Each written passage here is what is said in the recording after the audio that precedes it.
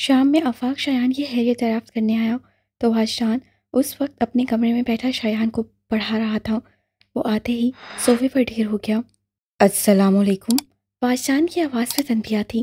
آفاق بے تحاشا ہنستے ہوئے وعلیکم السلام ورحمۃ اللہ وبرکاتہ کہتا سیدھا ہو بیٹھا اور کہنے لگا، یار یہ چنگ والے تجھے ماسٹر جی کیوں کہتے ہیں؟ انہیں تو تیرا نام مولوی عبداللہ رکھنا چاہیے تھا۔ بادشاہ ذرا سا مسکرا دیا۔ ارے صاحب، یہاں تو زوروں پر پڑھائیاں چل رہی ہیں، لگتا ہے شایان ٹاپ کرے گا۔ ویسے ٹیسٹ کی کیا ڈیٹ اناؤنس ہوئی ہے؟ اس سے ماسٹر سے پوچھا۔ اگلے مہینے کی 2 تاریخ۔ آفاق نے سر ہلا کر شایان کو دیکھا جو منہ میں پینسل دبائے کبھی اس کا تو کبھی بادشاہ کا چہرہ دیکھنے لگتا۔ آفاق نے محسوس کیا کہ وہ واقعی ایک دن میں بہت کمزور ہو گیا تھا، مگر اس وقت تو وہ حشاش بشاش بیٹھا تھا۔ آفاق کو شرارت سوچی۔ وہ ایک دم سے شایان کے بیگ میں کچھ ڈھونڈنے لگا۔ کیا ڈھونڈ رہے ہیں انکل؟ بھائی، تمہارے ابو کہہ رہے تھے تمہیں بخار ہے، پر مجھے نظر نہیں آ رہا، کہاں گیا؟ تم نے ضرور دوا کھا لی ہوگی، تبھی تو وہ بھاگ گیا۔ وہ ایسے تو نہیں بھاگا انکل، وہ تو ابو نے امی کی تصویر دے دی تو وہ امی کے ڈر سے بھاگ گیا۔ آفاق جو بچے کے ساتھ مذاق کو انجوائے کر رہا تھا ٹھٹک کر بولا، امی کی تصویر؟ ہاں، یہ دیکھیں میری امی کی تصویر۔ اسے سائڈ میں رکھا فریم اٹھا کر آفاق کی طرف بڑھایا تو آفاق نے اب کہیں جا کر نوٹ کیا کہ ملیحہ کی تصویر بادشاہ کے بیڈ کے سائڈ ٹیبل پر فریم ہوئی رکھی تھی۔ فریم ہاتھ میں پکڑتے ہوئے اس نے بادشاہ کو دیکھا، جس سے نظریں جھکا لیں، پھر آہستہ سے اٹھ کر باہر چلا گیا۔ آفاق کی نظریں بھی اس کے تعاقب میں دروازے تک گئی تھیں، جبکہ نا سمجھ بچہ ان دونوں کی کیفیتوں سے بے خبر معصومیت سے پوچھ رہا تھا، انکل میری امی اچھی ہے نا؟ میں ابھی آتا ہوں۔ آفاق عجلت سے اس سے کہہ کر باہر آ گیا۔ بادشاہ اسے ٹیرس سے مل گیا تھا۔ وہ ریلنگ پر کونے ٹھکائے سر جھکا کر نیچے دیکھ رہا تھا۔ آفاق اس کے پیچھے جا کھڑا ہوا۔ بہت ضد کر رہا تھا آفاق، بادشاہ نے مڑے بغیر کہا، جیسے اس کی آہٹ پہچان کیا ہو۔ آفاق چلتا ہوا اس کے برابر ریلنگ تھام کر کھڑا ہو گیا۔ بادشاہ کو اس کی خاموشی شرمندہ کر رہی تھی۔ وہ دھیمی آواز سے کہنے لگا، یہ سب وقتی ہے، کچھ دن گزر جانے دو، پھر میں اسے سمجھا بجھا کر ملیحہ کی تصویر واپس لے لوں گا۔ لیکن اس تصویر کا کیا جو اس کے ذہن میں فٹ ہو چکی ہے؟ اس کی بات سن کر بادشاہ نے لب بھینچ لیے۔ بچہ ہی تو ہے، بہل گیا تو بھلا بھی دے گا۔ محض خیال ہے تمہارا، اس کے اندر ماں کا احساس جاگ چکا ہے۔ وہ بہلے گا نہیں، سوال کرے گا کہ اگر ملیحہ اس کی ماں نہیں تھی تو پھر اس کی ماں کون تھی؟ اس نے تو 9 سال میں کبھی مجھ سے یہ سوال نہیں پوچھا۔ اس کا ہرگز یہ مطلب نہیں کہ 9 سال بعد تم سے یہ سوال نہیں پوچھے گا۔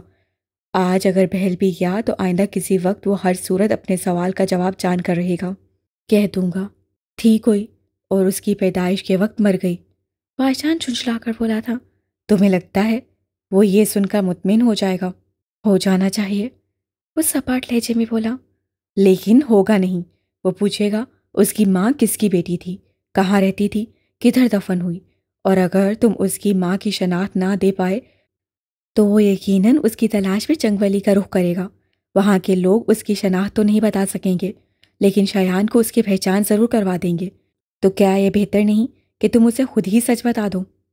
ہماری سوسائٹی میں ایسے کئی بچے پیدا ہوتے ہیں جنہیں ان کی مائیں پولیتھین بیگ میں ڈال کر کچرے کے ڈھیر پر پھینک دیتی ہیں۔ ان میں سے کئی تو اپنے ماں باپ کے توفیل جرم میں بے گناہی میں سزائے موت پا جاتے ہیں، اور جو بچ جاتے ہیں آخر کار اس تلخ حقیقت کو قبول کر لیتے ہیں۔ ایک دن شایان بھی اس تلخ حقیقت کے ساتھ کمپرومائز کر لے گا۔ کمپرومائز؟ بادشاہ نے طنز سے کہا، کمپرومائز کے اس دھلاسے میں کتنا سچ ہے جاننا ہو تو ریکارڈ اٹھا کر دیکھو۔ ایسے بچے آگے چل کر اینٹی سوشل ایکٹیویٹیز کا حصہ بن جاتے ہیں۔ میں نے عدالت کے کٹہرے میں کھڑے ایسے کئی مجرموں کے چہرے دیکھے ہیں جن کی کہانی کچرے کے ڈھیر سے شروع ہوتی ہے اور ختم یا تو جیل کی سلاخوں پر ہوتی ہے، یا کسی پولیس والے کے ریوالور سے نکلی گولی پر، یا پھر وہ خود ہی اپنے ہاتھوں زندگی کا فوج اتار پھینکتے ہیں، اور جو اس کی ہمت نہ کر سکے چرس اور افیون کا زہر رگوں میں اتار دے، کسی گندے جوہر کے کنارے پڑے موت کے انتظار میں سسکتے رہتے ہیں۔ لیکن اس سب کے ذمہ دار صرف ان کے ماں باپ ہی نہیں ہیں، میں بھی ہوں، تم بھی ہو۔ ہماری یہ سوسائٹی ہے جو ایسے لوگوں کو پروڈیوس کرتے ہیں جو گناہ کو عیب نہیں سمجھتے، اور پھر جب وہ اپنے ماتھے پر لگے راتوں کے گناہ کے سیاہ داغوں کو دن میں نیک نامی کی چادر سے ڈھک کر معصوم چہرہ بنائے، انجان سے ہمارے درمیان اٹھتے بیٹھتے ہیں تو مزید معزز کہہ کر انہیں پھولنے پھلنے کا موقع دیتے ہیں۔ ہم میں سے کوئی راتوں کو جاگ کر کچرے کے ڈبوں کی چوکیداری نہیں کرتا تاکہ ان گناہ گاروں کو دوسرے گناہ گار سے روکا جا سکے، لیکن صبح جب چوہے ان معصوم بچوں کے نرم گوشت کتر چکے ہوتے، کتے رات بھر میں انہیں بھنبور ڈالتے ہیں تو پورا محلہ گہری نیند سے جاگ کر ان مسیح شدہ لاشوں کے آخری دیدار کو آ پہنچتا ہے۔ پھر بڑے اہتمام سے ان کی تدفین ہوتی ہے، اور اگر کوئی بد نصیب نوکیلے دانتوں کی کاٹ سہ گیا ہو تو اس کی مرہم پٹی بھی کی جاتی ہے تاکہ وہ زندہ رہ کر زندگی بھر یہ تانا سنے کہ اسے ڈوب مرنا چاہیے۔ ہر ایک بے گناہ چہرے کے پیچھے دو گناہ گار چہرے چھپے ہوتے ہیں، مگر بے گناہ تو چلتے پھرتے نظر آتے ہیں، لیکن گناہ گاروں کی دو گناہ اکثریت کہاں چلی جاتی ہے؟ وہ ماتھے پر سلوٹیں لیے سوال کر رہا تھا، لیکن جواب خود اس کے پاس بھی نہیں تھا۔ اس سے اپنے لب بھینچتے ہوئے آفاق کے چہرے سے نظریں ہٹا لیں، پھر یوں بولا جیسے خود کلامی کر رہا ہو۔ اللہ کہتا ہے باپ کا کیا اولاد سے نہیں پوچھا جائے گا، لیکن انسان اولاد سے ماں باپ کے اعمال کا حساب دیتا ہے اور پھر سزا بھی سناتا ہے۔ تو کیا اللہ کا عدل ناقص ہے یا ہمارے انصاف کے پیمانے اس کے پیمانوں سے بہتر ہیں؟ لیکن نہیں، جسے خود انصاف سے گزرنا ہو وہ منصف کیسے ہو سکتا ہے؟ وہ اچانک آفاق کی طرف دیکھ کر پلٹا۔ تم چاہتے ہو میں بھی اس صف میں کھڑا ہو جاؤں؟ جب میں نے شایان کے ماں باپ کا چہرہ نہیں دیکھا تو اسے وہ آئینہ کیوں دکھاؤں جس میں اس کے ادھورے وجود کی بگڑی ہوئی تصویر نظر آئے گی؟ اگر وہ اپنی نظروں سے گر گیا تو چوٹ مجھے آئے گی۔ سوال صرف شایان کی زندگی کا نہیں ہے آفاق، دھیان سے دیکھو تو میری زندگی بھی جڑی ہے، اور میں تو زندہ ہی اس کے لیے ہوں۔ اگر وہ مجھ سے کھو گیا تو میں زندہ رہ کے کیا کروں گا؟ آفاق کو سچ مچ یوں لگا کہ واجدان اس سے زندگی کی بھیک مانگ رہا ہو۔ وہ سر جھکا کر رہ گیا، پھر پلٹ کر جانے لگا، لیکن چند قدم چل کر ہی وہ اچانک مڑ کر واجدان کو دیکھنے لگا جو ساکت نظروں سے اسے دیکھ رہا تھا۔ پھر ہموار لہجے میں کہا، اس بار میں تمہیں کچھ کھونے نہیں دوں گا۔ اس کی آنکھوں میں ایک خیال کی پرچھائیاں تھیں۔ جب اسے سمیرا کو اپنا خیال بتایا تو وہ حیرت سے اسے دیکھتی رہ گئی۔ مجھے حیرت ہو رہی ہے آفاق، آپ دوستی میں اتنا آگے نکل گئے ہیں کہ آپ کو یہ بھی یاد نہیں رہا کہ ملیحہ سے آپ کا بھائیوں جیسا رشتہ تھا، اور کسی بھائی کو زیب نہیں دیتا کہ وہ اپنی بہن کے بارے میں ایسی باتیں کرے۔ جب وہ اپنی بات کہہ چکی تو آفاق نے پرسکون انداز میں کہا، مجھے سب یاد ہے۔ وہ محبت تھی جو ملیحہ نے واجدان سے کی تھی، اور میرے دل میں ان کی محبت کا بہت احترام ہے۔ جب کسی کا اتنا احترام کر لیا جائے تو انسان اس کے سامنے بے بس ہو جاتا ہے۔ تم یقین کرو میں واجدان کے سامنے اتنا ہی بے بس ہوں۔ کہنے کو وہ میرا دوست ہے، مگر میں اس کے سامنے انکار کی جرات نہیں کر سکتا۔ اب تم اسے چاہے جو بھی کہو۔ پھر اسے گمسم دیکھ کر پوچھا، چپ کیوں ہو گئیں؟ وہ دھیمے لہجے میں بولی، آپ نے بات ہی ایسی کہہ دی ہے، کوئی کچھ کہہ نہیں سکتا۔ سمیرا کے چہرے سے فکر مندی جھلک رہی تھی، لیکن مجھے نہیں لگتا کہ ابا اور چاچو واجدان کا ایسا لحاظ کریں گے۔ اگر ہم دونوں مل کر انہیں سمجھانے کی کوشش کریں تو شاید بات بن جائے۔ ملیحہ کے حوالے سے ان کے دل واجدان کے لیے بہت گداس ہیں، بلکہ ایسا کون سا شخص ہے جو ملیحہ سے محبت رکھتا ہو اور اس کی موت کے بعد اس نے واجدان کو دل میں جگہ نہ دی ہو؟ پھر صرف ہم دونوں کیوں؟ فون کر کے سب کو بلوا لیتے ہیں۔ ہم تمام کزنس کا رشتہ ملیحہ کے ساتھ ایک جیسا ہے، اس لیے انہیں ساتھ ملانا آسان ہوگا۔ پھر امی، چچی اور پھپھو کو ہم خیال بنا کر ابو اور چاچو سے بات کریں گے تو انہیں منانا قدرے آسان ہوگا۔ ویسے تمہارا آئیڈیا تو زبردست ہے، جاؤ جا کر فون لے کر آؤ۔ میں ابھی جنید کو فون کر کے کہہ دیتا ہوں پہلی فلائٹ سے گوہر اور پھپھو کو ساتھ لے کر کراچی آ جائے، اس کے بعد ہم سائمہ اور عظمیٰ کو بھی بلا لیں گے۔ ٹھیک ہے، پر سمت اور زارا سے آپ آج ہی بات کر لیں، وہ کہہ کر فون لانے کے لیے اٹھ گئی تھی۔ آفاق کو اپنے کزنس کو اپنا ہم خیال بنانے میں دقت نہیں ہوئی۔ ان سب نے ملیحہ اور واجدان کو ایک دوسرے کے لیے برباد ہوتے دیکھا تھا، اور شاید اسی کا اثر تھا کہ سب نے آفاق کی بات پر اتفاق کیا اور اس کی ہدایت پر ہال میں جمع ہو گئے۔ پھر آفاق، سمت اور جنید جا کر بڑوں کو ان کے کمروں سے بلا لائے۔ انہوں نے جو ہال میں مجمع لگا دیکھا تو حیرت سے ایک دوسرے کو دیکھا۔ کیا بات ہے آفاق، سب ٹھیک تو ہے نا؟ منیر حسن الٹ سے گئے۔ آفاق نے کہنا شروع کیا، اصل میں بات یہ ہے پاپا کہ میں نے اتنے سالوں تک واجدان کے گھر والوں سے اپنا اور ملیحہ کا رشتہ چھپا کر رکھا، اسی لیے وہ ملیحہ کی موت کے بارے میں بھی کبھی نہ جان سکے، اور اب ان کی بے خبری کنفیوژن پیدا کر رہی ہے۔ कैसी कन्फ्यूजन? उसकी माँ ने टोका। मलिहा के जीने मरने से तो पहले भी उनका कोई ताल्लुक नहीं था और अब तो उनका बेटा लौट आया है। यहीं से तो कन्फ्यूजन शुरू हुई है कि उनका बेटा अकेला नहीं लौटा, उसके साथ एक बच्चा भी है जिसे वो अपने डांस में वाजदान की हकीकी औलाद समझ रहे हैं। तो उससे मलिहा का क्या ताल्लुक? आमना ना समझी में बोली। ताल्लुक है आमना फूफो कि वो, क्योंकि ये नहीं जानते कि वाजदान मलिहा के इंतकाल के बाद ज़हनी तवाज़न बिगड़ जाने के बायस घर से चला गया था, इसलिए उनका ख्याल है कि वाजदान ने मलिहा से शादी करने के लिए घर छोड़ दिया था और फिर उससे शादी भी कर ली और शयान उन दोनों की औलाद है। क्या? बायक वक्त सबकी ज़ुबानों से निकला। फिर इफ्तिखार हुसैन नागवारी से बोले, किसी की बेटी के बारे में वो लोग इतनी बड़ी बात कैसे सोच सकते हैं? और क्या वाजदान ने भी उन्हें नहीं रोका? उसे पता चलता तो वो रोकता। उसे तो चंद दिन पहले इत्तफाकन ये बात मालूम हुई जब शयान ने सबके बीच बैठे हुए मलिहा की तस्वीर ये कहकर दिखाई कि वो उसकी अम्मी है। उस वक्त मैं भी वहीं था। वाजदान तो शौक रह गया था, फिर उससे फ़ौरन ही मलिहा की तस्वीर शयान से ले ली, मगर मलिहा के साथ वो बच्चा इतना अटैच हो गया है कि सिर्फ तस्वीर छिन जाने पर बीमार पड़ गया और जब तक उसे मलिहा की तस्वीर वापस न कर दी गई, खाना पीना तो दूर, उस बच्चे ने दवा तक लेने से इनकार कर दिया। वो सांस लेने को रुका तो मुनीर हसन ने हैरत से सवाल किया, लेकिन मलिहा की तस्वीर शयान को कहाँ से मिल गई? आफाक बेख्तियार झिझक सा गया, फिर संभल कर बोला, वाजदान ने कभी मलिहा की कुछ तस्वीरें खींची थीं जो उसके जाने के बाद उसके घर वालों के हाथ लग गईं।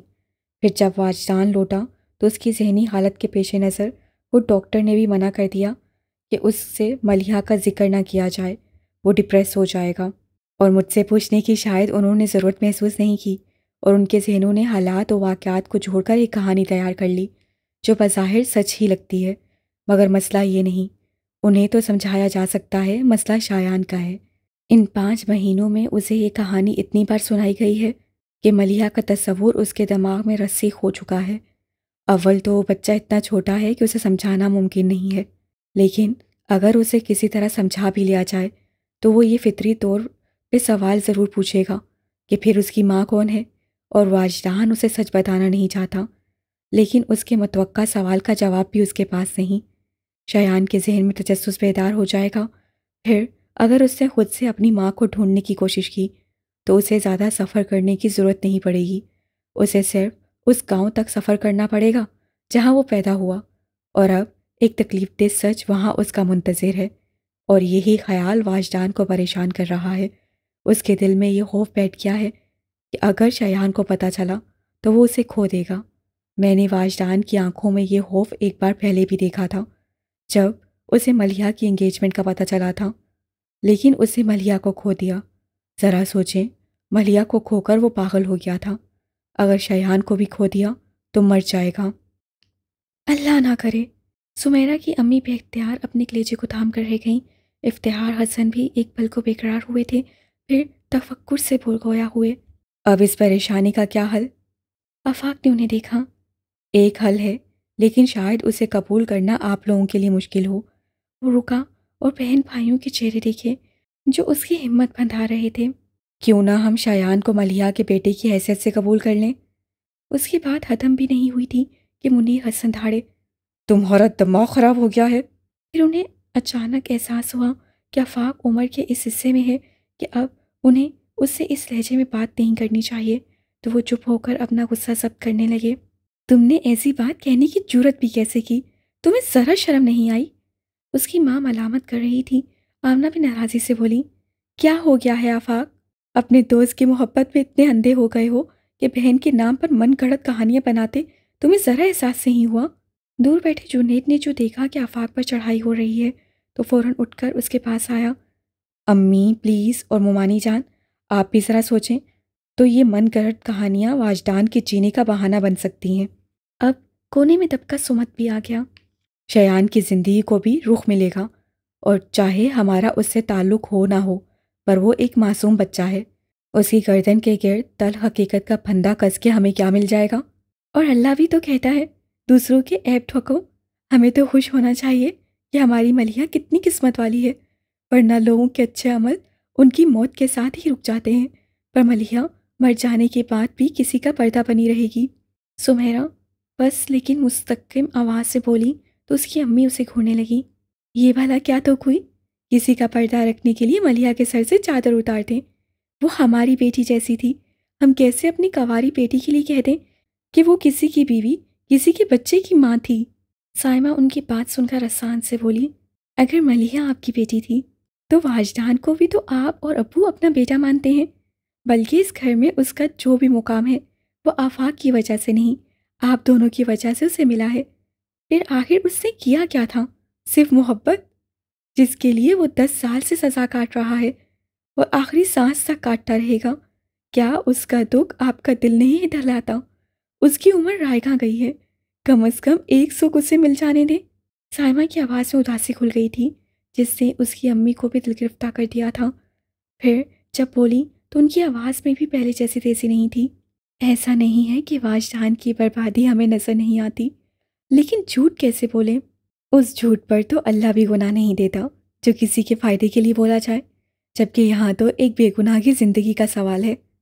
گور نے دھیرے سے کہا تو اسے دیکھ کر رہ گئیں، پھر کب سے خاموش بیٹھے افتخار حسن سے بولی، آپ کیوں چپ بیٹھے ہیں بھائی جان؟ ذرا دیکھیں تو بچے کیا کہہ رہے ہیں؟ وہ سنجیدگی سے کہنے لگے، بچے اب بڑے ہو گئے ہیں آمنہ، اور خود بھی بچوں والے بن گئے ہیں، مگر افسوس ابھی تک یہ رشتوں کی نزاکت نہیں سمجھ سکے۔ واجدان سے کیا شکایت، اس کی اپنی مجبوریاں ہیں، مگر آفاق تم بتاؤ، کسی اور کا گناہ اپنی بہن کے سر ڈالنے کے لیے تمہیں ہمت کہاں سے ملی؟ آفاق گناہ کے لفظ پر اچھل ہی تو پڑا تھا۔ میں ملیحہ کے سر پہ کوئی گناہ نہیں ڈال رہا، اور نہ میں کچھ ایسا سوچ سکتا ہوں۔ میں تو یہ کہہ رہا ہوں کہ ہم واجدان کے گھر والوں کے خیال کی تصدیق کر دیں کہ واقعی ملیحہ اور واجدان کی شادی ہو گئی تھی، پھر شایان کی پیدائش پر ملیحہ کا انتقال ہو گیا جیسا وہ سمجھتے ہیں، اور اس میں تو گناہ کا کوئی پہلو نہیں نکلتا۔ اس کہانی کا سب سے بڑا عیب یہی ہے کہ یہ جھوٹی ہے۔ تم خود شادی شدہ ہو اور اس رشتے کی نزاکتوں اور تقاضوں سے واقف ہو۔ نکاح کے بندھن میں بندھے دو لوگوں کے درمیان یہ نزاکتیں قابل احترام ہیں، مگر جن کے پیچھے تعلق ہی نہ ہو ان کے بارے میں یہ کہنا کہ وہ میاں بیوی تھے بذات خود ایک الزام ہے، اور تم اس الزام سے بھی آگے نکل کر دنیا سے کہلوانا چاہتے ہو کہ ملیحہ شایان کی ماں تھی۔ وہ عجیب سے لہجے میں بولے کہ آفاق پہلو بدل کر رہ گیا۔ میں ان گہرائیوں کے بارے میں دانستہ سوچنا نہیں چاہتا۔ وہ پیشانی مسلتے ہوئے دھیمے لہجے میں نظریں چراتا ہوا بولا۔ افتخار نے دبے دبے غصے سے کہا، تم نے تو کسی بھی گہرائی کے بارے میں نہیں سوچا۔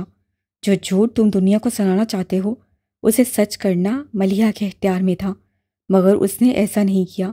کیا کہو گے واجدان کے گھر والوں سے کہ ملیحہ نے گھر سے بھاگ کر شادی کی تھی، کیونکہ بھائی صاحب تو اس کھیل میں شامل کیے نہیں جا سکتے۔ میں ملیحہ کے لیے الفاظ کبھی استعمال نہیں کروں گا، بلکہ کہوں گا کہ ملیحہ پھپھا جان کو منا نہ سکی تو ہمارے گھر آ گئی تاکہ ہم انہیں منا لیں۔ پھر جب وہ نہیں مانے تو آپ نے اور پاپا نے اپنے ہاتھوں سے رخصت کیا تھا۔ آپ سمجھ رہے ہیں نا؟ کوئی کبھی نہیں کہہ سکے گا کہ ملیحہ گھر سے بھاگی تھی، بلکہ کہیں گے باپ کے گھر سے نہ صحیح، ماموں کے گھر سے صحیح، لیکن وہ بزرگوں کی چھاؤں میں ودا ہوئی تھی۔ آفاق کی بات سے وہ غمزدہ سے ہو گئے تھے، تھکے تھکے لہجے میں بولے، سچ کہوں آفاق تو واقعی اگر ملیحہ کے دل کی بات مجھے اس کی زندگی میں پتہ چل جاتی تو میں بھائی صاحب کی مخالفت مول لے کر بھی ملیحہ کو واجدان کے ساتھ رخصت کر دیتا۔ وہ مجھے اتنی ہی عزیز تھی، اور اسے بھی اندازہ ہوگا کہ میں اس کی خواہش کا احترام کروں گا۔ پھر بھی اس نے مجھ سے کچھ نہیں کہا، تو اس لیے کہ وہ اس مان کو توڑنا نہیں چاہتی تھی جو ہر باپ کو اپنی اولاد پر ہوتا ہے۔ اس نے خود پر جبر کر لیا، مگر باپ کی چوکٹ پار نہیں کی۔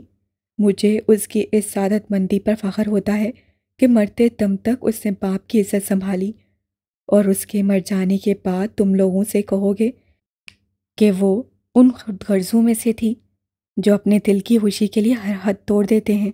کیا یہ ملیحہ کے ساتھ زیادتی نہیں؟ شاید۔ وہ اقرار میں سر کو ذرا سا ہلا کر کہہ رہا تھا، لیکن مجھے یہ بھی یقین ہے کہ اگر ملیحہ کہیں سے آ جائے تو واجدان کی محبت میں جان دینے والی واجدان کی خاطر اس زیادتی کو حد سے برداشت کر لے گی۔ آپ کو معلوم ہے واجدان کون ہے؟ افتخار حسن چپ سے رہ گئے۔ اب آفاق روانی سے بول رہا تھا، واجدان وہی شخص ہے جس نے ملیحہ کی محبت میں اپنے 10 سال پھونک ڈالے، اور میں جانتا ہوں اپنی باقی کی زندگی بھی وہ اسی فیاضی سے لٹا دے گا۔ لوگ کہتے ہیں ہم اس کی محبت میں دیوانے ہیں، اور واجدان کو لوگوں نے دیوانہ کہا۔ ہاتھوں میں پتھر لیے پاگل پاگل کی صدائیں لگاتے اس کے پیچھے بھاگے، اسے سنگبار کیا۔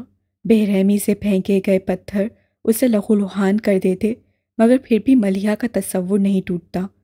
واجدان، اس کی حالت کو سوچ کر میری روح کانپ جاتی ہے، اور وہ یہ سب سہتا رہا۔ بھلا کس نے محبت میں دنیا بھلائی ہے؟ لیکن واجدان اپنا آپ بھول گیا۔ کہاں ایسے لوگ ملیں گے کہ ایک محبت میں مر جائے اور دوسرا زندہ بھی ہو تو مردوں سے بدتر۔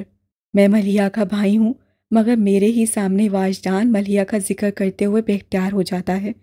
اسے احساس بھی نہیں ہوتا وہ کیا کہہ رہا ہے، اور میں محسوس کر کے بھی اسے ٹوک نہیں پاتا۔ ٹوکوں بھی کیسے جب وہ دونوں ہی ایک دوسرے کے لیے ہر حد سے گزر گئے؟ تو پھر میں حد کس طرح لگاؤں؟ آفاق کی سرگوشیوں میں ڈھلی آواز سن کر سمیرہ کی آنکھیں بھر گئیں۔ افتخار حسن کی حالت ایسی تھی جیسے آفاق نے ان کی شہر رگ پہ ہاتھ دھر دیا ہو۔ پاپا، تایا جان۔ آفاق نے ان دونوں کو مخاطب کیا تو وہ شائستگی سے اسے دیکھنے لگے۔ آپ دونوں ملیحہ سے بہت محبت کرتے ہیں نا؟ ملیحہ کی خاطر واجدان کے لیے کچھ ایسا کر دیں، اس کے لیے ہوا میں گھٹن کم ہو جائے، وہ سانس نہیں لے پاتا۔ افتخار حسن بے حادثہ نظریں چراتے اٹھ گئے اور کسی نے بھی انہیں جانے سے نہیں روکا۔ ان کے جانے کے بعد آفاق منیر حسن کے ہاتھ تھام کر منت سے بولا، پاپا پلیز۔ تو وہ بے بسی سے بولے، تم جو بات کہہ رہے ہو وہ بہت بڑی ہے۔ واجدان کی خاطر نہ صحیح، ملیحہ کی خاطر۔ اسے اسی ملال نے تو مار ڈالا تھا کہ پھپھا جان نے اس کی محبت کو قبول نہیں کیا۔ آج آپ تو اس کا لحاظ کرتے ہوئے واجدان کو اس خوف سے چھڑا لیں کہ ایک دن وہ شایان کو کھو دے گا۔ پاپا پلیز، شایان واجدان کی زندگی کی آخری خوشی ہے، اس خوشی کو اس کے پاس رہنے دیں۔ کہیں یہ خوشی بھی اس سے کھو گئی تو اس کی عمر رائے گاں ہو جائے گی۔ آفاق کی باتیں مجھے جھنجھوڑ رہی تھیں۔ وہ ایک دم ہی اس کی بات کاٹ کر بولے، بس آفاق، اب اور کچھ مت کہنا۔ پاپا، واجدان۔ آفاق نے کچھ کہنے کی کوشش کی تھی، ان کو جاتا دیکھ کر جنید تائی سے مخاطب ہوا، آپ تو شایان والی بات کے لیے راضی ہیں؟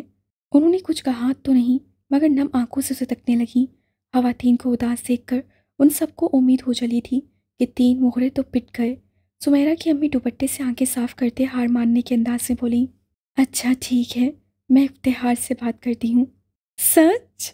خوش تو سب ہوئے تھے، پر ان کی بیٹیاں تو کھل اٹھیں اور ایک زبان ہو کر بولیں تو انہوں نے وارننگ دینا بھی ضروری سمجھا۔ ہاں، لیکن میں صرف بات کروں گی، منانا تمہارا کام ہے۔ میں اس عمر میں میاں کی چھڑکیاں نہیں سن سکتی۔ بھابھی، آپ ان کی باتوں میں کیوں آ رہی ہیں؟ بس آپ نہ رہنے دو، وہ آجزی سے بولی۔ ملیحہ مر چکی مگر واجدان زندہ ہے۔ اگر ایک جھوٹ اس کے دل کو تسلی دے سکتا ہے تو کیا غلط ہے؟ مجھ سے اس کی اداسی دیکھی نہیں جاتی۔ اگر شایان کو کھونے کا دھڑکا اس کے دل سے نکل جائے تو شاید اس کے چہرے پر مسکراہٹ آ جائے۔ میں دل سے چاہتی ہوں وہ ملیحہ کو بھول جائے، اور شایان ہی وہ مشغلہ ہے جو واجدان کے ذہن سے ملیحہ کا خیال جھٹک سکتا ہے۔ بھابھی، کیا ہو گیا ہے؟ اب کے آفاق کی امی ان سے الجھیں، پھر تینوں میں دھواں دار بحث چھڑ گئی۔ کام بن گیا تھا، وہ سارے ایک دوسرے کو اشارہ کرتے اٹھ گئے۔ صبح ناشتے کی تیاری کے دوران سمیرہ اور اس کی بہنیں سمیرہ کی امی سے رپورٹ لے رہی تھیں۔ آپ نے ابو سے بات کی؟ سمیرہ نے پوچھا تو وہ منہ بنا کر بولی، کہاں، میرے کمرے میں جانے سے پہلے ہی وہ سونے کے لیے لیٹ گئے تھے۔ پھر جوش سے مگر رازداری کے انداز میں کہنے لگی، تمہاری چچی تو رات میں مان گئیں، لیکن آمنہ ابھی تک ٹکی ہوئی ہے۔ اصل مسئلہ ہے بھی انہی بہن بھائیوں کا، کوئی ایک بھی مان جائے تو باقی 2 اپنے آپ کمزور ہو جائیں گے۔ ان کا جوش سرد ہو چکا تھا کہ پھر کسی خیال نے اسے ابھار دیا۔ وہ عظمیٰ کا بازو دبوچ کر بولنے لگی، تم سارے افتخار کے پیچھے پڑے ہو، منیر سے کیوں نہیں کہتے؟ کیونکہ ابو ہی بھائیوں میں بڑے ہیں، اگر وہ مان گئے تو باقی 2 راضی نہ ہوں، فرق نہیں پڑے گا۔ وہ کبھی ابو کے فیصلے کے آگے نہیں بولیں گے۔ عظمیٰ کہہ کر تاکید چاہنے کے انداز میں اپنی بہنوں کو دیکھنے لگی تو سب نے اس کی تاکید کی۔ سائمہ کی نظریں کچن کی کھڑکی سے باہر گئیں اور وہ سمیرہ کا کندھا ہلا کر بولی، سمیرہ، ابو ناشتے کے لیے آ گئے، یہ آفاق کدھر ہے؟ سمیرہ نے فوراً کھڑکی سے باہر دیکھا۔ افتخار حسن ڈائننگ ٹیبل کی چیئرز گھسیٹ کر بیٹھ رہے تھے۔ کچھ دیر گزری تو منیر حسن اور صمد ساتھ ساتھ ہی آ کر بیٹھ گئے۔ ماحول میں تناؤ محسوس کیا جا سکتا تھا، ہر کوئی گرد و پیش سے نظر چرائے خاموشی سے ناشتہ کر رہا تھا۔ منیر حسن اور افتخار حسن کو اندازہ تھا کہ وہ تینوں رات والا ٹاپک دوبارہ ضرور شروع کریں گے۔ اس ٹاپک سے بچنے کے لیے ہی وہ اپنے بیٹوں کی طرف دیکھنے سے بھی گریز کر رہے تھے۔ تایا جان، آپ نے کیا سوچا؟ کس بارے میں؟ انہوں نے تجاہل عارفانہ برتا۔ وہی رات میں بات ہوئی تھی۔ افتخار حسن کپ ٹیبل پر رکھ کر بھرمی سے بولے۔ وہ بات ایسی نہیں تھی کہ اس کے بارے میں سوچا جائے۔ ہمیں آپ سے اجازت چاہیے ماموں جان، اور اگر آپ سوچیں گے نہیں تو ہمیں اجازت کیسے دیں گے؟ جنید کے لہجے میں اصرار تھا۔ افتخار حسن کی تیوریاں چڑھ گئیں۔ اجازت مانگنی ہے تو مجھ سے نہیں، بھائی صاحب سے مانگو۔ ان کا یہاں کیا ذکر؟ بنا سوچے ہی سمت کے منہ سے نکلا، پھر اسے فوراً ہی اپنی بات کے پیتوکے ہونے کا احساس بھی ہو گیا تھا۔ افتخار حسن اس کی بات سن کر بولے، ملیحہ ان کی بیٹی تھی، اور اگر کل تم کسی کو ملیحہ کی اولاد کہتے ہو تو یہ ان کے خون میں ملاوٹ کے برابر ہے۔ جس پر اعتراض وہی کریں گے، میں نہیں۔ حسب نسب خاندانی وراثت ہوتی ہے جسے یوں ہی بانٹا نہیں جاتا۔ واجدان اگر شایان کو اپنی ولادت دے رہا ہے تو یہ اس کی مرضی ہے، پھر وہ ایسا اپنے والدین کے علم میں لائے بغیر کر رہا ہے۔ اگر مصطفیٰ عظیم کو پتہ چل جائے تو واجدان کی خاطر وہ ایک لیپالک کی حیثیت سے تو شایان کو شاید برداشت کر ہی لیں، مگر وہ کبھی اسے اپنا وارث تسلیم نہیں کریں گے۔ اظہر فاروقی کی تو بات دور ہے۔ کبھی جاؤ ان کی زمینوں پر، وہاں جانوروں کی منڈی جیسا ایک بڑا باڑا ہے جس میں ہر نسل کا چوپایا موجود ہے سوائے حچر کے، کیونکہ اس کی نسل دوگلی ہے۔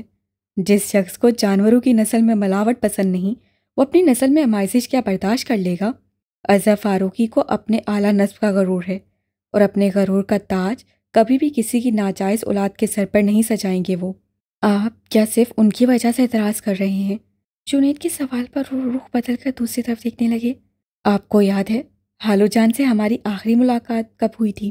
اس سے ایک اور سوال کیا، پھر ان کے جواب کا انتظار کیے بغیر کہا، ملیحہ کے سوئم پر، اور آج ملیحہ کو گزرے ہوئے 10 سال سے زیادہ کا عرصہ گزر چکا ہے۔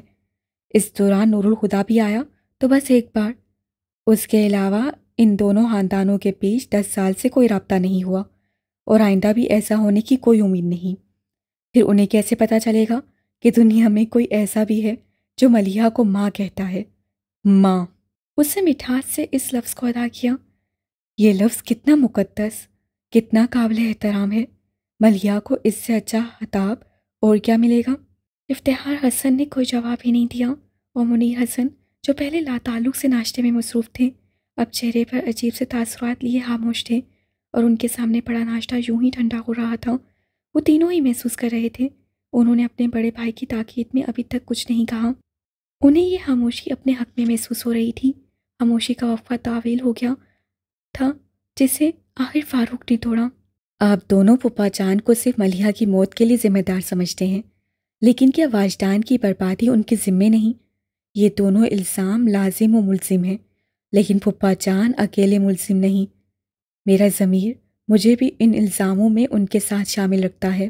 افتخار حسن اور منیر حسن نے ذرا سا چونک کر اسے دیکھا۔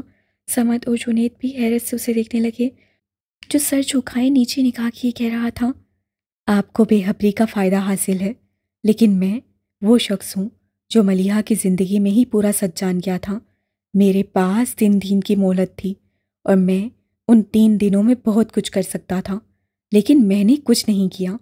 مجھے کچھ کرنے کا خیال ہی نہیں آیا۔ میں ساحل پر کھڑا ان دونوں کے ڈوبنے کا نظارہ کرتا رہا، یہاں تک کہ وہ دونوں ڈوب گئے۔ آفاق کی آنکھوں میں نمی آ گئی، جسے اس سے اندر ہی اندر روکتے ہوئے سلسلہ کلام جاری رکھا۔ میری غلطی یہ تھی کہ میں ان کے جذبوں کی گہرائی کو سمجھ نہیں سکا۔ سمجھتا بھی کیسے؟ ایک انگوٹھی نے ملیحہ کو باندھ لیا، اور گریز کے اشارے نے واجدان کے راستے بدل دیے۔ تو میں نے سوچا انہیں اگر محبت تھی بھی تو وہاں تک نہیں پہنچی جہاں ایک دوسرے کے لیے چوٹ سہی جاتی ہے، لیکن ان کی محبت وہاں تک پہنچ چکی تھی جہاں چاہے جانے والے شخص کے احترام میں اپنے ہاتھوں خود کو مٹا دیا جاتا ہے۔ واجدان ملیحہ کے لیے مٹتا رہا، اور ملیحہ نور الخدا کے لیے مٹتے مٹتے واجدان کے لیے مٹ گئی۔ وہ اپنے آپ کو اس بھنور میں سے نہیں نکال سکتے تھے، انہیں کسی تیسرے کی ضرورت تھی جو انہیں اس بھنور سے نکالتا، مگر میں وہ تیسرا شخص کیسے بنتا؟ نہ کوئی اعتراف، نہ کوئی وعدہ، محض چند ملاقاتیں، اور کوئی اپنی زندگی حیرات کر دے۔ ऐसी कोई मिसाल कानून ने सुनी कब थी? मगर मैं फिर भी शर्मिंदा हूँ पापा। उसे सर उठाकर मुनीर हसन को पुकारा। मुझे ऐसा लगता है कि शयान की सूरत में मुझे वो मौका दिया गया है कि मैं अपनी गलती का अज़ाला कर सकूं। फिर शायद वाजदान का सामना करते हुए मुझे नदामत ना हो। मैं इस बार साहिल पर बैठकर वाजदान के डूबने का नज़ारा नहीं करूँगा। मुनीर हसन उसकी आंखों में फैली सुर्खी को देखते रह गए। आज ऑफिस से हाफ डे ले लेना। आफाक इस गैर मुताल्लिक जुमले पर अजनबी से बोला। क्यों? वो उसका जवाब देने के बजाय बोले। मैं वाजदान को भी लंच के बाद ऑफ कर दूंगा। तुम उसके घर जाकर शयान को कुछ दिनों के लिए यहाँ ले आना। आफाक उलझा। एक तो उसका एडमिशन टेस्ट होने वाला है, दूसरा वाजदान तो शायद एतराज़ ना करे, लेकिन उसके घर वाले शयान को हमारे घर कुछ दिन रहने की इजाज़त क्यों देंगे? मुनीर हसन बोले तो उनके लहजे में सुकून था। एडमिशन टेस्ट की तैयारी यहाँ भी हो सकती है, और वाजदान के घर वाले तुम्हें शयान को साथ ले जाने से कैसे रोक सकते हैं? आखिर तुम उसके मामू हो। जब उसकी बात आफाक की समझ में आ रही तो वो, समद और जुनैद एक साथ एक दूसरे को देखकर मुस्कुराने लगे। सुमेरा के होंठों पर भी आसूदा मुस्कुराहट आ गई थी, मगर इफ्तिखार हसन फौरन उसे टोकते हुए बोले।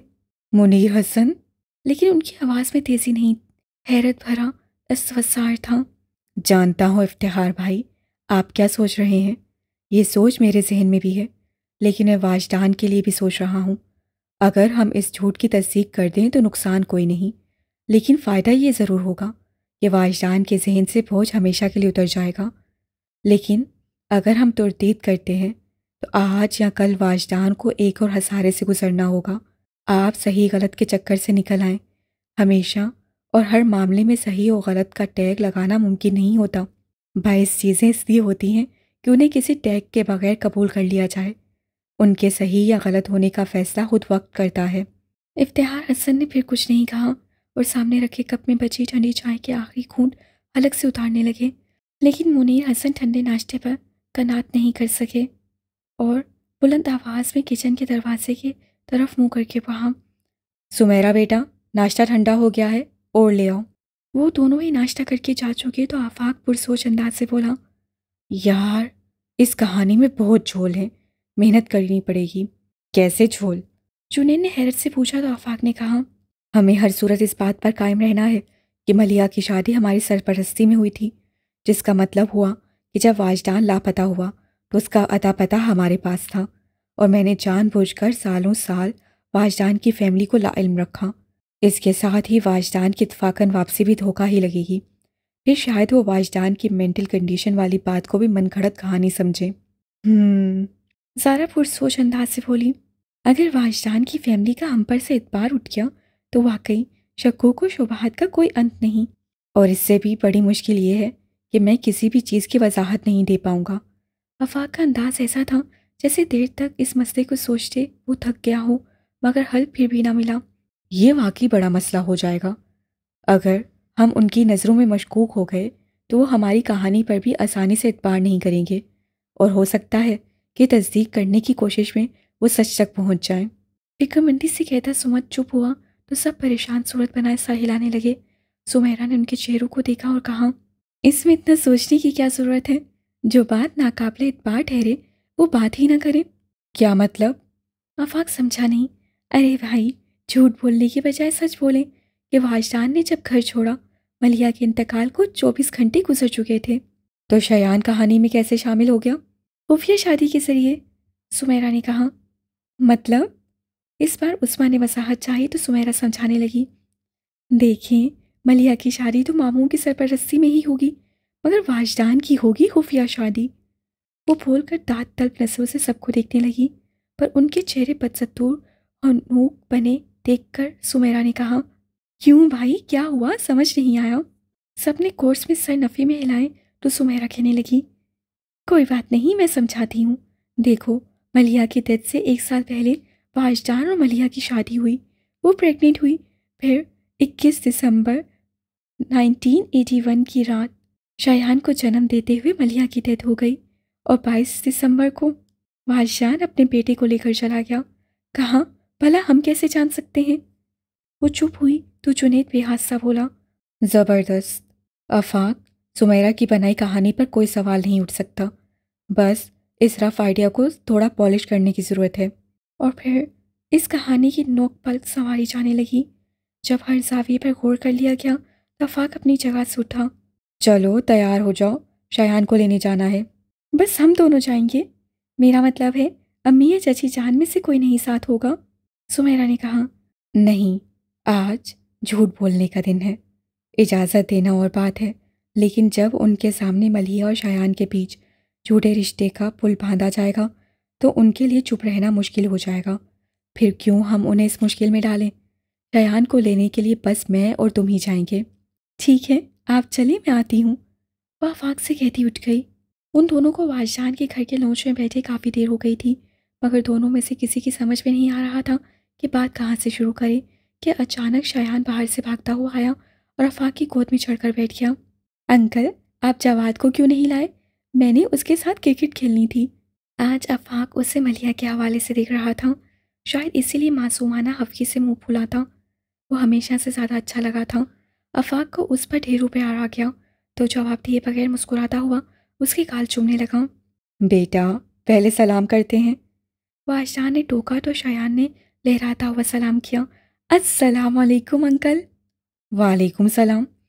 آفاق نے اسی کے انداز میں جواب دے کر واجدان سے کہا۔ اب اس سے یہ بھی کہہ دو کہ مجھے انکل نہ کہا کرے، غیرت سی محسوس ہوتی ہے۔ ہاں یہ تو ہے، انکل کا لفظ تو غیروں کے لیے بنا ہے، عائشہ فوراً اس کی تاکید کرتی بولی۔ پھر شایان کو مخاطب کیا۔ شایان، تم آفاق کو چاچو کہا کرو، آخر یہ واجدان کی بھائیوں جیسا ہے۔ اور آفاق کو بات کرنے کا موقع مل گیا۔ وہ سوچ کر بولا، چاچو نہیں آنٹی، آپ مجھے اس سے ماموں کہلوائیں، کیونکہ واجدان میرے بھائی جیسا ہے، لیکن ملیحہ کا تو میں بھائی ہی تھا۔ کیا؟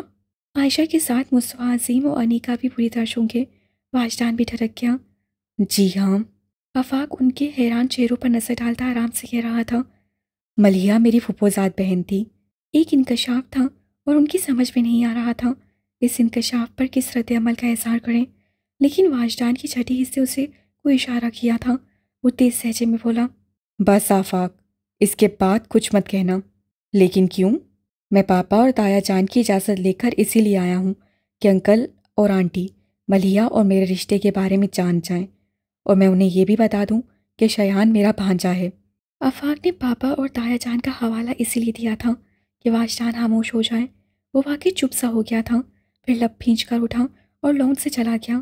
آفاق اسے جاتے ہوئے دیکھ رہا تھا، مگر وہ اس کے پیچھے نہیں جا سکتا تھا کیونکہ مصطفیٰ عظیم حیرت سے سنبھل کر سوالوں کا سلسلہ شروع کر چکے تھے اور آفاق کو ان کی طرف متوجہ ہونا پڑا، جو کہہ رہے تھے، ملیحہ تمہاری کزن تھی، اتنی بڑی بات تم نے ہم سے چھپا کر رکھی، کیوں؟ کیونکہ واجدان گمشدہ تھا اور آپ اس کی گمشدگی کا تعلق ملیحہ سے جوڑ رہے تھے۔ اگر اس وقت میں کہتا کہ ملیحہ میری کزن تھی تو بدمزگی ضرور ہوتی، مگر اب حالات میں ٹھہراؤ آ چکا ہے، پھر وقت بھی اتنا بیت چکا ہے کہ اب اس بات کو ظاہر کر دینے میں کوئی حرج نہیں۔ مصطفیٰ عظیم لب بھینچنے لگے، پھر مشکوک انداز میں دیکھتے ہوئے بولے، ملیحہ تمہاری کزن تھی اور واجدان دوست، اور جہاں تک میرا اندازہ ہے تم ان کے رازدار تھے۔ سچ بتانا آفاق، کیا واجدان نے گھر سے جانے کے بعد تم سے کبھی کانٹیکٹ نہیں کیا؟ نہیں، لیکن آپ کا یہ اندازہ درست ہے کہ میں ان دونوں کا رازدار تھا۔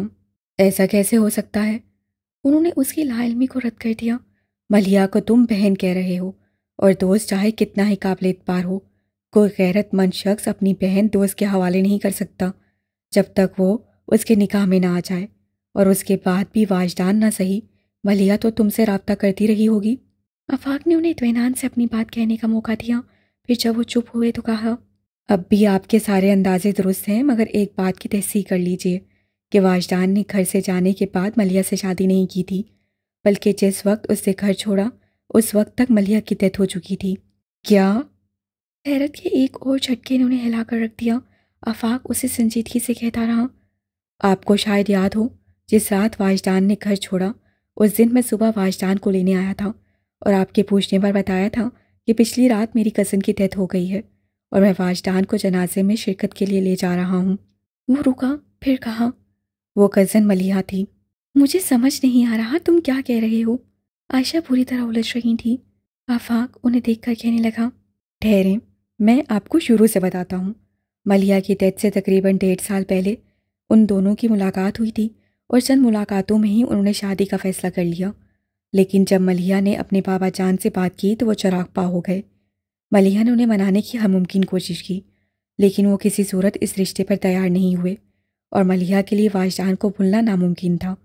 بات اتنی بڑھی کہ ملیحہ احتجاجاً گھر چھوڑ کر ہمارے گھر آ گئی۔ اس کا خیال تھا اکلوتی بیٹی کی جدائی پر ان کا دل پسیج جائے گا، مگر ان کا غصہ اور بھی بڑھ گیا اور انہوں نے ملیحہ کو اپنی زندگی سے ہی بے دخل کر دیا۔ اب ملیحہ واپس نہیں جا سکتی تھی۔ ان حالات میں اس سے بہتر فیصلہ کوئی نہیں تھا کہ ملیحہ کی واجدان سے شادی کر دی جائے۔ پھر میرے پاپا اور تایا نے ملیحہ کی سرپرستوں کی حیثیت سے اسے واجدان کے ساتھ رخصت کر دیا۔ واجدان نے آپ لوگوں سے چھپ کر شادی کی کیونکہ اسے خدشہ تھا کہ ملیحہ کے بابا جان کی طرح آپ لوگ بھی اس معاملے کو ایشو بنا لیں گے، جبکہ اس شادی کو ٹالا نہیں جا سکتا تھا کیونکہ ملیحہ کو پھپھا جان سے بہت پیار تھا اور ان کی طرف سے تعلق توڑ لیے جانے کے بعد وہ ڈپریشن کا شکار رہنے لگی تھی۔ اسے جذباتی سہارے کی ضرورت تھی جو اسے واجدان کے علاوہ کوئی نہیں دے سکتا تھا۔ اس لیے واجدان نے کچھ وقت کے لیے اپنی شادی کو خفیہ رکھنے کا فیصلہ کیا۔ پھر شادی کے کچھ مہینوں بعد آفاق گھر سے رٹ کر آئے جملوں کو روانی سے ادا کرتا جا رہا تھا کہ بولتے بولتے اس کی زبان لڑکھڑا گئی۔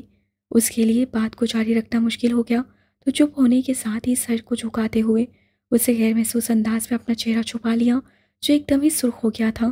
سمیرہ بھانپ چکی تھی کہ یہ غیرت کی سرخی ہے۔ وہ یہ بھی جانتی تھی کہ آفاق کی زبان کس بات نے پکڑ لی ہے، اس لیے اس کے چپ ہوتے ہی سمیرہ نے بولنا شروع کر دیا۔ جب ملیحہ امید سے ہوئی تو واجدان کو لگا کہ اسے شادی کا اعلان کر دینا چاہیے، مگر پھر بھی اس میں اتنی جرأت نہیں تھی کہ اچانک ایک دن ملیحہ کو آپ کے سامنے لے آتا۔ پھر اس سے سوچا کہ ایک دم دھماکہ کرنے کی بجائے وہ پہلے آپ لوگوں کو اس بات کے لیے راضی کر لے کہ آپ اس کی شادی ملیحہ کے ساتھ کرنے پر تیار ہو جائیں، پھر وہ آپ کو بتا دے گا کہ وہ شادی کر چکا ہے۔ لیکن اس کی توقع کے عین مطابق آنٹی نے ملیحہ کو قبول کرنے سے انکار کر دیا۔ اب واجدان دوہرے عذاب میں گرفتار تھا۔ ایک طرف اسے آپ کو منانا تھا، دوسری طرف ملیحہ کی طبیعت خراب رہنے لگی۔ واجدان کے لیے اسے سنبھالنا مشکل ہو گیا تھا اور وہ چاہتا تھا کہ فی الفور اسے گھر لے جائے تاکہ 24 گھنٹے اس کے پاس رہ سکے، مگر اس کی نوبت ہی نہیں آئی۔ جس رات شایان پیدا ہوا ملیحہ کی طبیعت اچانک ہی بگڑ گئی۔ اسے ہسپتال لے کر گئے لیکن سمیرہ نے داستہ بات ادھوری چھوڑ دی۔ مصطفیٰ عظیم ہونٹوں پر مٹھی جمائے خاموش بیٹھے تھے اور عائشہ مصطفیٰ پرنم آنکھوں کے ساتھ بولیں، تو یہ وجہ تھی۔ میں اکثر سوچتی کہ میں نے تو واجدان سے کہہ دیا تھا کہ ملیحہ سے شادی کر لے، پھر وہ کیوں چلا گیا؟ آج پتہ چلا میں نے اجازت دینے میں دیر کر دی۔ میں نے اس وقت اسے ملیحہ سے شادی کرنے کی اجازت دی جب وہ ملیحہ کو دفنا کر آ رہا تھا۔ اف میرے اللہ! انہوں نے کرب سے آنکھیں بھینچ لیں اور آنسو ٹپ ٹپ ان کے گالوں پر بہنے لگے۔ کیسے برچی کی طرح میرے لفظ واجدان کے سینے کے آر پار ہوئے ہوں گے۔ کیسی ماں ہوں، اس کی حالت نہیں پہچان سکی۔ مجھے آج بھی یاد ہے اس رات واجدان اپنے حواسوں میں نہیں لگ رہا تھا کہ خود سے بچھڑ گیا تھا، ٹوٹ رہا تھا وہ، اور میں نے اسے ریسا ریسا کر دیا۔ کاش مجھے پہلے پتہ چل جاتا تو ملیحہ کو خود جا کر گھر لے آتی، اپنے ہاتھوں سے اس کا خیال رکھتی۔ بھلا واجدان اسے اس حالت میں کہاں سنبھال پاتا ہوگا؟ وہ آنسو پوچھتی مصطفیٰ عظیم سے بولی، یاد ہے مصطفیٰ صاحب، ملیحہ کے انتقال سے کچھ مہینے پہلے واجدان نے اچانک گھر سے باہر رہنا شروع کر دیا تھا، آفس بھی نہیں جاتا تھا، صبح کا نکلا آدھی رات کے بعد گھر میں گھستا تھا اور ہم ناراض ہوتے تھے۔ اب سمجھ آیا اس کی بیوی ماں بننے والی تھی۔ پھر وہ کیسے گھر اور آفس کی پرواہ کرتا؟ اس کا دھیان تو ملیحہ میں اٹکا رہتا ہوگا۔ پھر جیسے انہیں کسی بات کا دھیان آیا تھا انہوں نے پکارا، انیکا! جی امی! وہ چونک کر بولی، تم نے بتایا تھا کہ واجدان کے جانے سے 2-3 دن پہلے جب اس کا ایکسیڈنٹ ہوا تھا ملیحہ واجدان سے ملنے گھر آئی تھی۔ وہ ان کی بات کا مفہوم سمجھ کر سہمی آواز سے بولی، جی بتایا تھا۔ عائشہ مصطفیٰ کے تیور بگڑ گئے، مگر تم نے یہ نہیں بتایا تھا کہ ملیحہ پورے دن اس سے تھی۔ آفاق اور سمیرہ ان کی بات سن کر گھبرا گئے۔ آفاق کے ذہن سے بات ہی محو ہو چکی تھی کہ انیکا کی ملیحہ کے ساتھ ایک چھوٹی سی ملاقات ہوئی تھی اور اب اسے لگ رہا تھا اس کا بانڈا پھوٹنے والا ہے، اور شایان کا بھی۔ وہ سٹپٹائی نظروں سے انیکا کو دیکھنے لگا، مگر آفاق کو یہ دیکھ کر حیرت ہوئی کہ انیکا اس سے بھی زیادہ بری طرح سٹپٹائی ہوئی تھی۔ تیزی سے پلک جھپکتی، وہ بار بار کچھ کہنے کے لیے منہ کھولتی، لیکن کوئی جواب جیسے نہیں بن پا رہا تھا۔ بولو انیکا، اب چپ کیوں ہو؟ جواب دو۔ اس کی چپ سے جھنجھلا کر مصطفیٰ عظیم بولے تو ان کی آواز پہ دبا دبا غصہ تھا۔ انیکا روحان سی ہو گئی۔ کیا بولوں ابو، جب میں نے کچھ محسوس ہی نہیں کیا تھا؟ آفاق کا دل اچھل کر حلق میں آ گیا۔ کیا بات کر رہی ہو؟ عائشہ پہلے سے بھی تیز لہجے میں بولی۔ جس عورت کے ہاں 2-4 روز میں ولادت ہونے والی ہو، اسے تو کواری بھی پہچان لے، اور تم جو اس وقت بھی ایک بچے کی ماں تھی، اتنا بھی نہ دیکھ سکے کہ ملیحہ امید سے ہے؟ انیکا اتنی دیر میں خود کو سنبھال چکی تھی، بولی امی میں سچ کہہ رہی ہوں، میں نے کچھ محسوس نہیں کیا تھا۔ اصل میں پہلے ہی واجدان کی طرف سے پریشان تھی۔ پھر جب ملیحہ نے بتایا کہ وہ ملیحہ فاروقی ہے اور واجدان سے ملنا چاہتی ہے تو مجھے فطری طور پر غصہ آ گیا۔ شاید اسی لیے میں نے اسے ٹھیک سے دیکھا ہی نہیں، یا شاید دیکھا بھی ہو تو دھیان نہ دیا ہوگا، کیونکہ واجدان تو یہی کہہ رہا تھا کہ ملیحہ سے شادی کرنا چاہتا ہے۔ یہ کب کہا تھا کہ کر چکا ہے جو اس طرف دھیان جاتا؟ اور پھر ملیحہ نے شال لے رکھی تھی۔ حالانکہ 10 سال پرانی بات ہے، پھر بھی مجھے یاد ہے کہ ملیحہ کالے رنگ کی ساڑی میں تھی اور اس نے اپنے گرد میرون کلر کی شال خوب پھیلا رکھی تھی۔ ہو سکتا ہے اس لیے بھی مجھے دکھ نہیں پائی۔ آفاق اور سمیرہ سکون کا سانس لیتے ایک دوسرے کو دیکھ کر مبہم سا مسکرائے تھے۔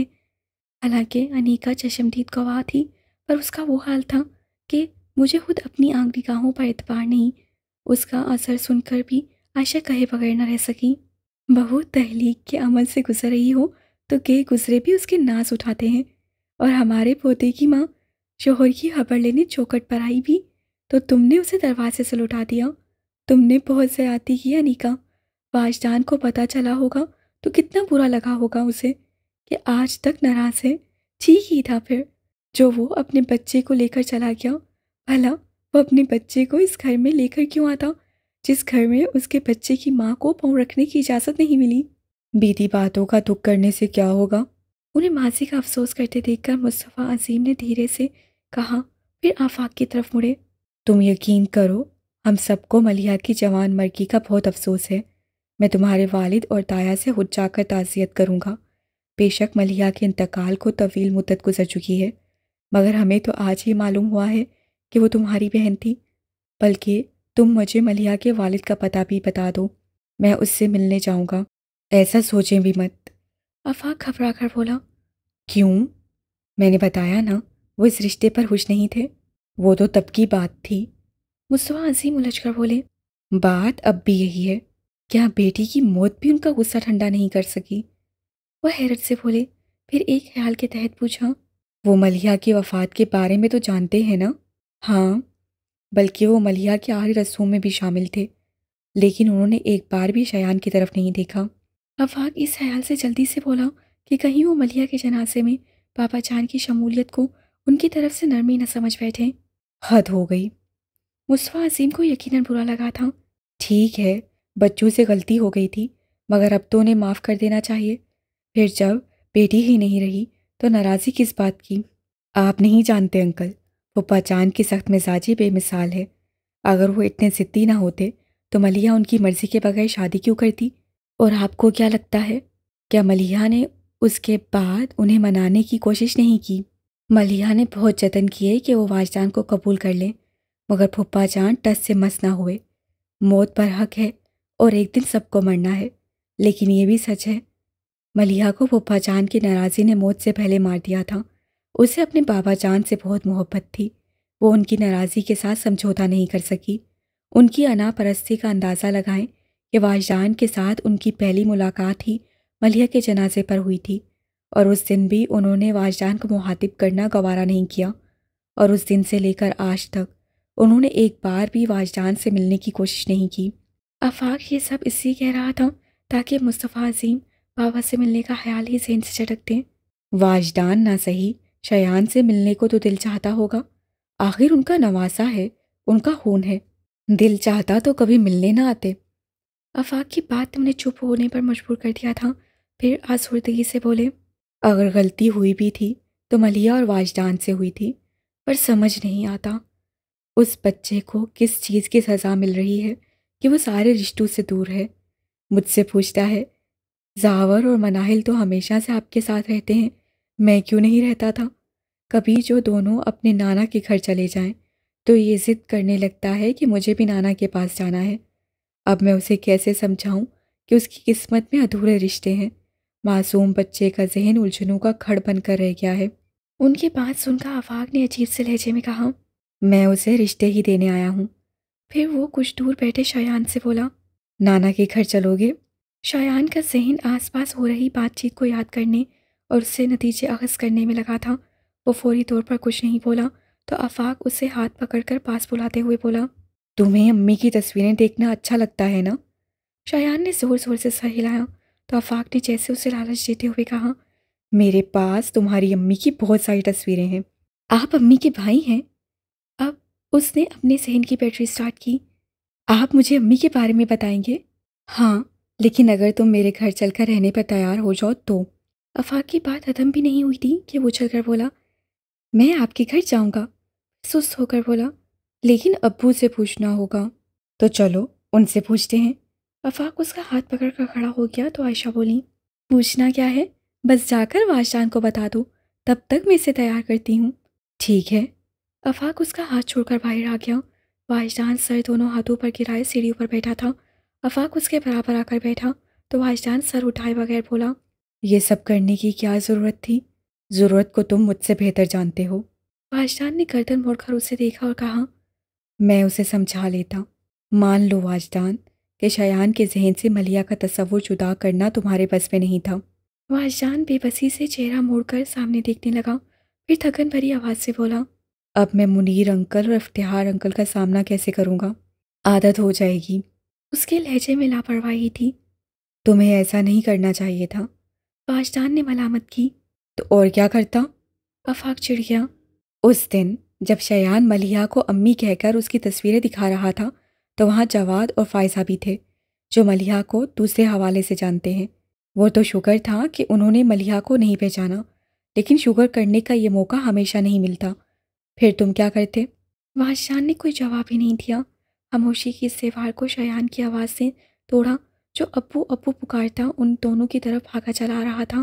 قریب آنے پر وہ اپنی سپیڈ کم کیے بغیر واجدان کے سینے میں گھس گیا تو واجدان ہلکے سے دھکے سے پیچھے ہو گیا، پھر اس کے سر پر چپت لگا کر بولا۔ بریک تو لگا لیا کرو۔ مگر وہ اپنی ہی کہنے لگا۔ پتہ ہے ابو، ماموں کہہ رہے ہیں وہ مجھے نانا کے گھر لے کر جائیں گے۔ واجدان ہکا بکا رہ گیا، پھر خواص باختہ سا آفاق سے بولا۔ تم اسے بابا جان کے گھر لے کر جا رہے ہو؟ آفاق بتکا۔ میری شامت آئی ہے، اسے وہاں لے کر گیا تو پھپھا جان مجھے جان سے مار دیں گے۔ مجھے ان کے گھر جانا بھی نہیں۔ شایان کے ناراضی سے کہنے پر وہ دونوں اسے دیکھنے لگے۔ کیوں بھائی؟ آفاق نے دلچسپی سے پوچھا تو وہ بدستور منہ پھلائے کہنے لگا۔ انہوں نے امی کو ڈانٹا تھا، وہ گندے ہیں۔ ایسا نہیں بولتے۔ واجدان نے فوراً ٹوکا، جبکہ آفاق نے ہلکا سا مسکراتے ہوئے کہا۔ جب یہ اس طرح سے باتیں کرتا ہے تو مجھے یقین ہونے لگتا ہے کہ یہ ملیحہ کا ہی بیٹا ہے۔ واجدان دانستہ تبصرے سے گریز کرتے ہوئے بولا۔ اچھا سنو، تم اسے لے کر جا رہے ہو تو واپس کب تک چھوڑنے آؤ گے؟ پہلی بار ملیحہ کا بیٹا بن کر میرے گھر جا رہا ہے، 10-12 دن تو رکے گا ہی۔ میں شایان کے بغیر اتنے دن نہیں رہ سکتا۔ واجدان تیزی سے بولا۔ زیادہ سے زیادہ 2 دن۔ پرسوں شام میں اسے واپس چھوڑ جانا۔ دیکھیں گے۔ آفاق نے بے نیازی سے کہا تو واجدان انگلی دکھا کر بولا۔ اگر تم اسے چھوڑنے نہیں آئے تو میں خود اسے لینے آ جاؤں گا۔ کہا نا دیکھیں گے۔ آفاق کا انداز ہنوز وہی تھا، پھر سارا وقت واجدان اسے یہی تاکید کرتا رہا کہ 1-2 دن کے بعد وہ شایان کو بھیج دے، اور آفاق بھی لاپرواہی سے سر ہلاتا رہا۔ رات کے کھانے کے بعد جب وہ جانے لگے تو سب انہیں گاڑی تک چھوڑنے باہر آ گئے۔ رخصت کے لیے ہاتھ ملاتے ہوئے واجدان پھر سے تاکید کرنے لگا۔ بس کل کا دن کافی ہے، پرسوں اسے لے آنا۔ آفاق چڑھ کر عائشہ سے بولا۔ آنٹی اس کا بیگ بھی تیار کر دیں۔ تو واجدان نے بے بسی سے کہا۔ مذاق مت کرو، میں واقعی شایان کے بغیر نہیں رہ سکتا۔ میں نے کبھی ایک دن کے لیے بھی اسے خود سے الگ نہیں کیا، اور وہ میرے بغیر اداس ہو جائے گا۔ ہاں یہ تو ہے، بلکہ دیکھو وہ ابھی سے اداس ہو گیا ہے۔ اس سے گاڑی کی طرف دیکھا جس کی ڈرائیونگ سیٹ پر شایان بیٹھا اسٹیئرنگ سے کھیل رہا تھا۔ تم بہت بدتمیز انسان ہو۔ وہ گاڑی کے پاس آ کر ڈرائیونگ سیٹ کا دروازہ کھول کر فون باہر رکھے اندر سیٹ پر بیٹھتے ہوئے شایان کو بازو میں جھکڑ کر سینے سے لگا کر پیار کرتے ہوئے بولا۔ وہاں جا کر شرارت مت کرنا، اور اداس ہو جاؤ تو ماموں سے کہہ دینا، وہ تمہیں میرے پاس سے آئیں گے۔ پھر سمیرہ سے کہنے لگا، بھابھی ذرا خیال رکھیں، یہ سارا وقت کھیلتا نہ رہے، اس کا ایڈمیشن ٹیسٹ ہونے والا ہے، کھانے کا بھی دھیان رکھیں، یہ ٹائم پر کھانا نہیں کھاتا اور دودھ سے تو بھاگتا ہے، آپ کو زبردستی پلانا پڑے گا۔ تم بالکل فکر مت کرو، میں شایان کا پورا خیال رکھوں گی، سمیرہ نے اسے مطمئن کرنے کو کہا۔ تبھی آفاق جو دروازے میں جھک کر کھڑا ان کی باتیں سن رہا تھا، واجدان کے کندھے پر ہاتھ مار کر متوجہ ہوتے ہوئے بولا، جسے سکھا رہے ہو اسے 2 بچے پالنے کا تجربہ ہے، اور اب آپ باہر آئیے۔ آفاق نے اسے بازو پکڑ کر باہر نکالا، پھر لے جا کر مصطفیٰ عظیم کے برابر کھڑا کر دیا۔ ذرا اسے پکڑ کر رکھیے تاکہ میں جا سکوں۔ واجدان کے اترے ہوئے چہرے کو دیکھ کر مذاق اڑاتا ہوا بولا اور گاڑی میں جا بیٹھا، پھر انجن سٹارٹ کرتے گاڑی کو گیٹ سے باہر نکال لے گیا۔ مصطفیٰ عظیم نے واجدان کی طرف دیکھا جو کچھ سوچتا ہوا گیٹ سے باہر سڑک کو دیکھ رہا تھا۔ زندگی میں یہی ایک الجھن بچی تھی، وہ بھی سلجھ گئی، اب تمہیں فیصلہ کر لینا چاہیے۔ واجدان چونک کر انہیں دیکھنے لگا۔ کیسا فیصلہ؟ دوبارہ گھر بسانے کا فیصلہ؟ واپس گردن موڑتے ہوئے واجدان سامنے دیکھنے لگا۔ زندگی میں ایسے شخص کی ضرورت ہمیشہ رہتی ہے جو دکھ سکھ بانٹ سکے، تھک جاؤ تو تھکن سمیٹ لے، لڑکھڑاؤ تو ہاتھ تھام لے۔ پھر ابھی تمہاری عمر بھی اتنی نہیں ہوئی کہ تنہائی کو عادت بنا لو، اب بھی تمہارے سامنے زندگی کا لمبا سفر باقی ہے، یہ سفر اکیلے نہیں کٹ سکے گا۔ میں اکیلا کہاں ہوں، میرے پاس شایان ہے۔ اس کی بات پر مصطفیٰ عظیم بولے، یہ فیصلہ تمہاری ہی نہیں شایان کی بھی ضرورت ہے، اسے ماں مل جائے گی، تم کب تک اسے اکیلے سنبھالتے رہو گے؟ بچے پالنا مردوں کے بس کی بات نہیں۔ واجدان بولا، میں نے اس وقت بھی شایان کو پالا تھا جب اس کی ماں پیدائش کے فوراً بعد ہی اسے چھوڑ گئی تھی، پھر اب کیوں نہیں سنبھال سکتا؟ پھر کچھ سالوں کی بات ہے، وہ جوان ہو جائے گا، تب تو مجھے اسے سنبھالنے کی ضرورت ہی نہیں رہے گی۔ وہ اسے بے بسی سے دیکھتے ہوئے بولے، شادی مرد کی ضرورت ہوتی ہے واجدان، تم کب تک اس ضرورت سے آنکھ چراؤ گے؟ لیکن مجھے کوئی ضرورت محسوس نہیں ہوتی، تم ملیحہ کو بھول نہیں سکتے؟ کچھ توقف کے بعد انہوں نے پوچھا تو واجدان نے نظر جھکاتے ہوئے آہستگی سے کہا، بھول بھی جاؤں تو یاد آتی رہیں گی۔ اور مصطفیٰ عظیم مایوسی سے سر جھٹک کر پلٹ گئے، مگر اندر جانے سے پہلے انہوں نے مڑ کر دیکھا تو واجدان پورچ کی تیز روشنیوں میں گمسم سا کھڑا تھا۔ اسے دیکھ کر آپ بھرتے وہ اندر چلے گئے۔ شایان آیا تو سب ہال میں جمع ہو گئے۔ آؤ تمہاری سب سے پہچان کرواؤں۔ سب سے آفاق اس کا تعارف کروا رہا تھا اور شایان ان رشتوں کا ذہن میں نقش کر رہا تھا۔ رات میں گوہر اور زارا بچوں کو ان کے مشترکہ کمرے میں سلانے آئیں تو کچھ دیر بعد ہی ارم دودھ کا جگ اٹھائے کمرے میں آ گئی۔ زارا کی بیٹی نے کچھ نخرا تو کیا مگر دودھ بھی پی لیا، لیکن گوہر کے بیٹے اور سمیرہ کے بچوں نے آرام سے اپنا اپنا دودھ کا گلاس ختم کر لیا تو ارم نے گلاس بھر کر شایان کی طرف بڑھایا اور وہ ناک بند کر کے میں نہیں پیوں گا کہہ کر تکیے میں منہ گھسا کر لیٹ گیا تو ارم پاس بیٹھ کر اسے گدگدانے لگی، دودھ پیے بغیر کوئی نہیں سو سکتا، اٹھو۔ اور وہ لیٹے لیٹے ہی دونوں ہاتھ اٹھا کر انکار میں ہلانے لگا تو سمیرہ ارم کو اشارہ کر کے بولی، دیکھا سارا، شایان ملیحہ کا بیٹا ہو کر دودھ نہیں پیتا۔ شایان کے کان کھڑے ہو گئے۔ سارا مسکراہٹ دبا کر بولی، واقعی کتنی عجیب بات ہے، ملیحہ تو دودھ شوق سے پیتی تھی مگر شایان نے ذرا سی گردن موڑ کر اس کی طرف دیکھا، تبھی ارم بھی بولی، میں تب بہت چھوٹی تھی لیکن مجھے یاد ہے ملیحہ آپ بھی روز رات کو سونے سے پہلے ایک گلاس دودھ پیا کرتی تھی۔ شایان اٹھ کر بیٹھ گیا اور بظاہر اس کی طرف سے انجان بنی خواتین سے بولا، امی کو دودھ اچھا لگتا تھا؟ ہاں، وہ ایک دوسرے کو دیکھ کر سرسری انداز سے بولی تو شایان جلدی سے بولا، مجھے بھی دودھ اچھا لگتا ہے، اور خود ہی ارم کے ہاتھ سے گلاس سے کر کٹاکٹ چڑھا گیا، پھر گلاس واپس کر کے ہاتھ کی پشت سے منہ پوچھنے کے بعد آرام سے لیٹ گیا اور آنکھیں بند کر لیں۔ ان چاروں کے چہرے ہنسی روکنے کی کوشش میں سرخ ہو گئے تھے۔ اگلی صبح افتخار حسن فجر کی نماز کے لیے گھر سے نکلنے لگے تو انہوں نے دیکھا کہ شایان گیٹ کے پاس بنے سنگی بینچ پر چڑھ کر بیٹھا ہے۔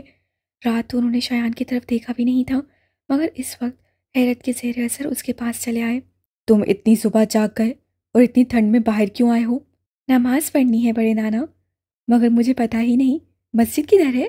چھوٹے بچے کے منہ سے ایسی بات سن کر انہیں بے اختیار اس پر پیار آ گیا تھا مگر اپنے انداز سے انہوں نے کچھ ظاہر نہ ہونے دیا اور سپاٹ آواز میں بولے، میں بھی نماز پڑھنے جا رہا ہوں، میرے ساتھ آ جاؤ۔ اور وہ جی بڑے نانا کہتا چھلانگ لگا کر بینچ سے اترا اور پاس آ کر ان کا ہاتھ پکڑ لیا۔ افتخار حسن اسے ساتھ لے کر چل پڑے۔ جاتے ہوئے وہ پورا راستہ باتیں کرتا رہا، مگر جب نماز پڑھ کر مسجد سے باہر آئے تو افتخار حسن نے محسوس کیا کہ وہ چپ چپ سا ہے۔ اسے دیکھ کر دل پر بوجھ آ پڑا تھا۔ اندرونی دروازے کے باہر بنے دالان میں سمیرہ کی امی تخت پر بیٹھی قرآن پاک کی تلاوت کر رہی تھیں۔ شایان نے گیٹ سے اندر آتے ہی افتخار حسن کا ہاتھ چھوڑ دیا اور چلتا ہوا تخت کے پاس آیا اور چپل اتار کر تخت پر چڑھتا وہ بڑی نانی کی گود میں منہ چھپا کر لیٹ گیا۔ انہوں نے آیت مکمل کی اور قرآن بند کر دی۔ اس سے گھنے بالوں میں ہاتھ پھیرنے لگی۔ کیا بات ہے، اداس لگ رہے ہو؟ بڑی نانا مجھ سے ناراض ہے۔ وہ اس طرح سے بولا کہ سمیرہ کی امی مسکرانے لگی۔ وہ تم سے ناراض نہیں ہے، مجھے پتا ہے وہ ناراض ہے۔ وہ مجھ سے بات نہیں کر رہے اور مجھے گود میں لے کر پیار بھی نہیں کیا۔ میں جو تمہیں گود میں لے کر بیٹھی ہوں، اور چھوٹے نانا رات کو ہمارے بیٹے کے لیے جہاز بھی تو لائے تھے، تمہیں اچھا لگا تھا نا؟ وہ اس سے بہلانے کی کوشش کر رہی تھی، مگر وہ ضد سے بولا، لیکن مجھے بڑے نانا کی گود میں بیٹھنا ہے۔ تو جاؤ، جا کر بیٹھ جاؤ۔ شایان کی آنکھیں چمکنے لگیں۔ وہ فوراً تخت سے اترا اور اندر بھاگ گیا۔ دروازے پر رک کر اس سے جھانکا۔ افتخار حسن چہرے کے سامنے اخبار پھیلائے بیٹھے تھے۔ وہ دبے پاؤں چلتا آیا، پھر ایک دم سے اخبار کے نیچے سے گھس کر ان کی گود میں جا چڑھا اور افتخار حسن ارے ارے ہی کرتے رہ گئے۔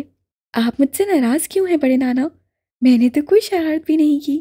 وہ ان کے گلے میں بازو خمائل کیے اتنے لاڈ سے بول رہا تھا کہ افتخار حسن خود حادثہ اجنبیت کو قائم نہ رکھ سکے اور مسکرا کر بولے، میں تم سے ناراض نہیں ہوں، بلکہ تم اتنے اچھے بچے ہو کہ تم سے کوئی بھی ناراض نہیں ہو سکتا۔ میں بھی اخبار پڑھوں گا۔ وہ ان کی گود میں پھیل کر بیٹھ گیا۔ ناچارہ انہوں نے اخبار سیدھا کیا، مگر پڑھ نہ سکے کیونکہ شایان ٹوٹے پھوٹے ہجے کرتا بلند آواز سے غلط پڑھ رہا تھا۔ سمیرہ کی امی شایان کو دیکھنے اندر آئیں تو شایان افتخار حسین کی گود میں بیٹھا انہیں اخبار پڑھ کر سنا رہا تھا۔ کیا چل رہا ہے؟ خبریں سنائی جا رہی ہیں، افتخار حسن نے کہا، پھر ہنستے ہوئے بولے، میں نے اخبار میں اتنے مزے کی خبریں کبھی نہیں پڑھی جیسی یہ سنا رہا ہے، تم بھی آ کر سنو۔ ان کے چہرے پر مسکراہٹ دیکھ کر وہ بولی، آخر شایان نے آپ کو منا ہی لیا۔ انہوں نے لب کھینچ کر مسکراہٹ روک لی، پھر الجھ کر بولے، لگتا ہے اس میں کوئی مقناطیس فٹ ہے جو دل اس کی طرف کھینچا جاتا ہے، اور کل سے تو ایک عجیب سی بات ہو رہی ہے۔ میں جتنی بار اس کا چہرہ دیکھتا ہوں اس میں ملیحہ کی جھلک نظر آتی ہے۔ وہ سانس بھر کر بولی، ملیحہ سے محبت بھی تو بہت کرتا ہے، اور انسان جس سے محبت کرے اس کا عکس بن جاتا ہے۔ پھر ہماری ملیحہ اور واجدان کے سوا اور کوئی حوالہ بھی تو معلوم نہیں اسے۔ اس کے وجود میں تلاش کیا تو وہی دونوں نظر آئیں گے۔ اس میں عجیب کیا ہے؟ افتخار حسن کا دل ہی اچاٹ ہو گیا۔ شایان کو یہاں آئے 7 دن ہو چکے تھے۔ شروع کے 2-3 دن تو اس کی شوخیوں کا وہی عالم رہا، پھر دھیرے دھیرے اداس ہوتا چلا گیا۔ بات یہ تھی کہ ان 7 دنوں میں واجدان ایک بار بھی اس سے ملنے نہیں آیا تھا، اور جب وہ آفاق سے گھر جانے کے لیے کہتا تو وہ بھی کوئی جواب نہ دیتا۔ آج سمیرہ اسے رات کے کھانے کے لیے بلانے آئی تو وہ بستر پر بیٹھا رو رہا تھا، اور سمیرہ کے لاکھ چپ کروانے پر بھی چپ نہیں ہوا۔ وہ پریشان سے اٹھ کر آفاق کے پاس آ گئی، جو سب کے ساتھ ڈائننگ ٹیبل پر بیٹھا تھا۔ آفاق، کھانا بعد میں کھا لیجیے گا، پہلے شایان کو اس کے گھر چھوڑ کر آئیں، وہ بہت رو رہا ہے۔ لیکن کیوں رو رہا ہے؟ افتخار حسن نے حیرت سے پوچھا تو آفاق بولا، واجدان کی یاد آ رہی ہوگی، اس سے ملنے بھی تو نہیں آیا، پھر خود سے فون بھی نہیں کرتا۔ میں ہی شایان کی اس سے بات کروا دوں تو کروا دوں، لیکن آفس میں بار بار فون کر کے کہتا ہے شایان کو بھیج دو۔ اس کی بات پر منیر حسن بھی پریشانی سے گویا ہوئے۔ کئی دن سے آفس بھی نہیں آ رہا۔ کل تو میں نے اس سے فون پر بھی کہا تھا کہ آفس آ جائے، ڈاکومنٹس اسے ہینڈ اوور کرنے ہیں، لیکن وہ آیا ہی نہیں۔ آفاق، پتہ تو کرو کہیں بیٹے کی جدائی میں بیمار نہ پڑ گیا ہو بھی سکتا ہے۔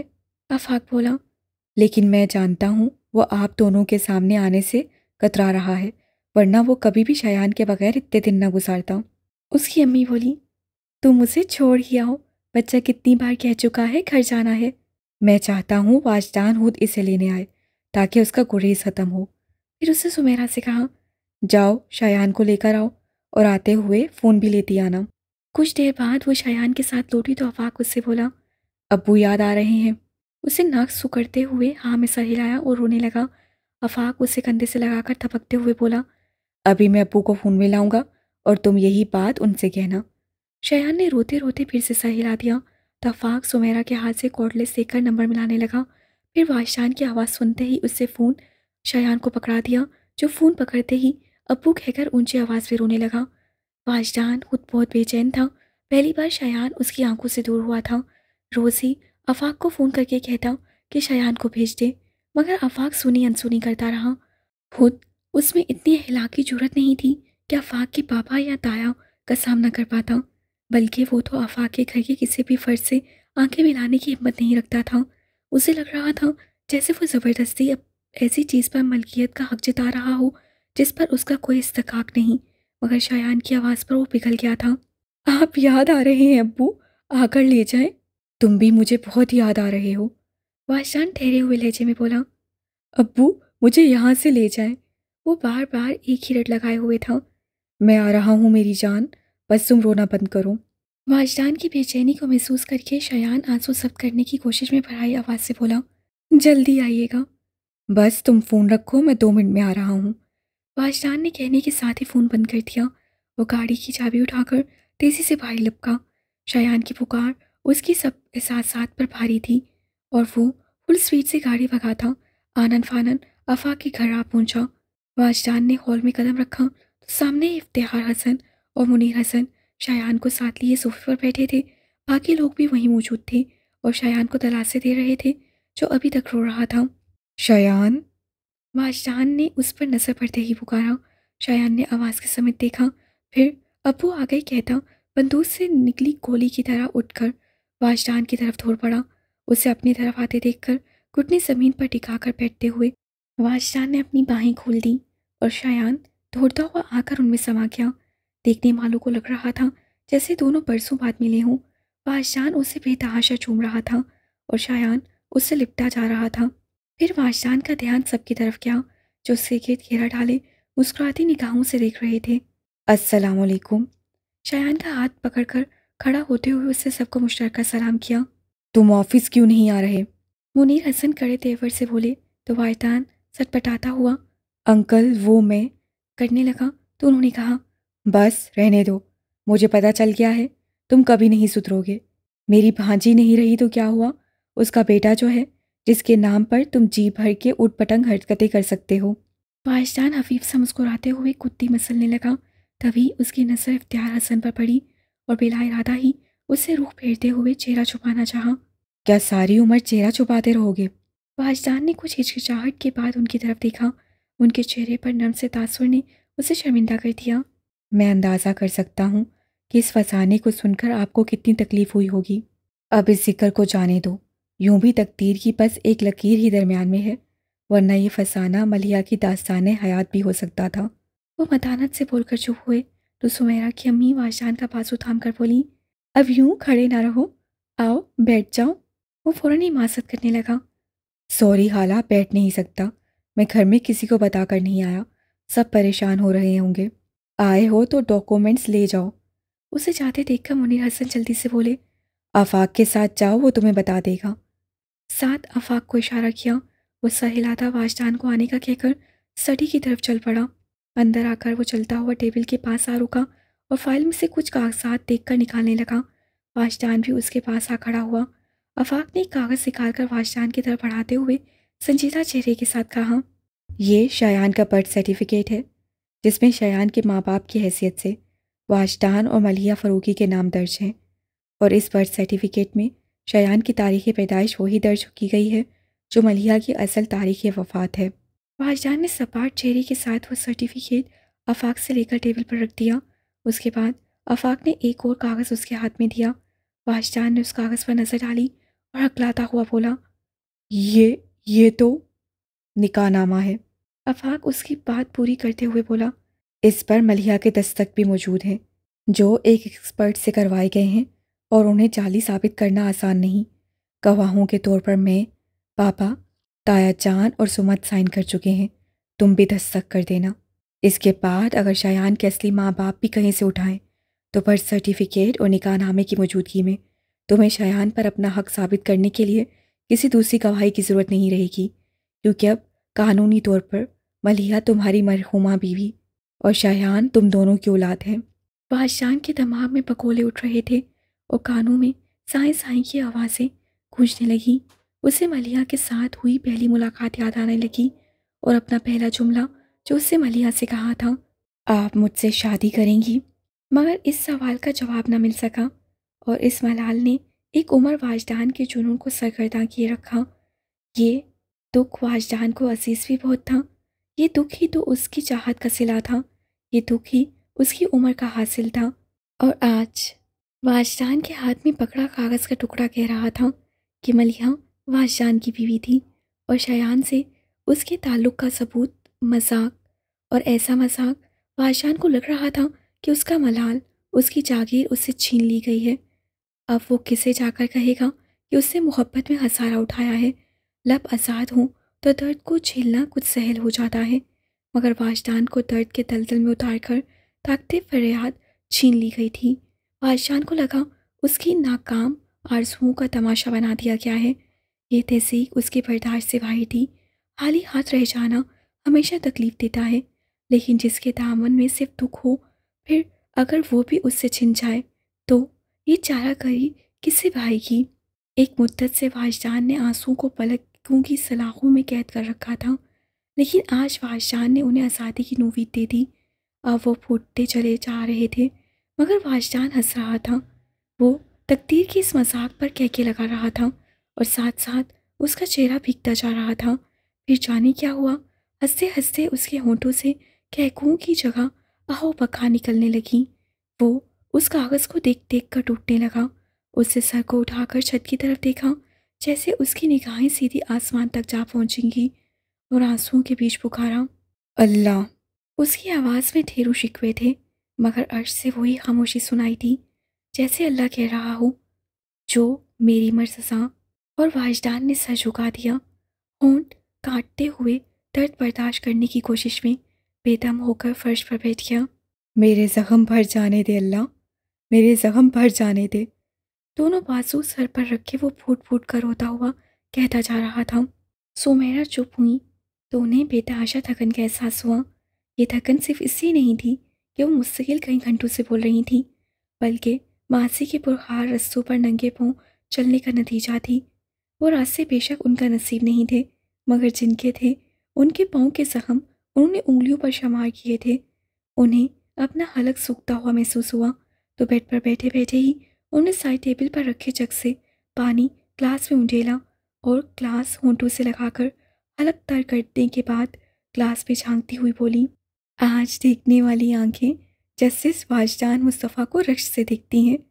کون ایسا خوش نصیب ہوگا جسے زندگی میں اتنی کامیابیاں ملی ہوں کہ جو بھی چاہا آخر اسے پا لیا، عزت، شہرت، دولت اور محبت بھی، کیونکہ دنیا تو یہی دیکھتی ہے کہ واجدان نے جس لڑکی سے محبت کی وہ اس کی بیوی بن گئی، جی نہ سکی، یہ اور بات ہے، مگر وہ ان چند خوش نصیبوں میں سے ہے جن کی محبت تکمیل کو پہنچتی ہے، اور اس محبت کی حسین یادگار ہے شایان مصطفیٰ۔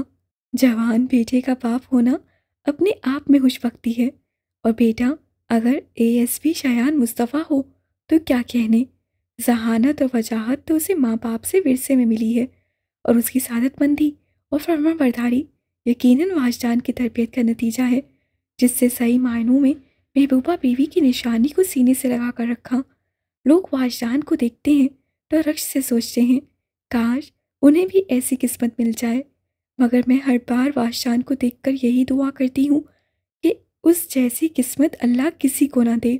انہوں نے سر اٹھا کر تانیہ کو دیکھا، جو دیوار کے ساتھ کمر ٹکائے کارپٹ پر بیٹھی تھی، دونوں ہاتھ گھٹنوں پر رکھے، اس کا چہرہ آنسو سے دھلا تھا۔ واجدان کی زندگی میں قیامتیں بہت آئی ہیں، آج یوم حساب بھی آ گیا، مجھے ڈر ہے کہیں اسے گناہ گار نہ ٹھہرا دیا جائے، وہ خوفزدہ سے کہہ رہی تھیں۔ تانیہ نے کچھ بھی نہ کہا اور پیشانی ہاتھوں کی پشت پر ٹکا دی۔